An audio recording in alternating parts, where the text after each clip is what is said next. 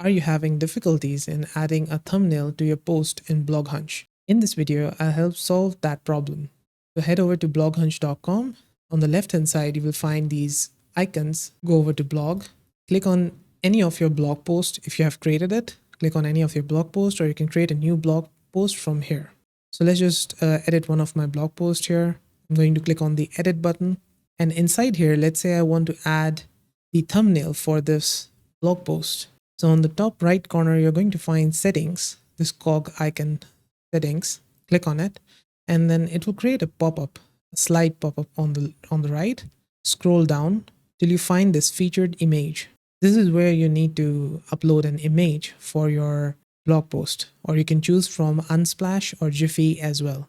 So I'm just going to select on upload an image and upload any image here and just click on update. This post has been updated. Let's go back and let's view it on the front end of our blog. And here you go. This is how you can add a featured image on BlogHunch. Did this help solve your problem? Let me know with a like and comment.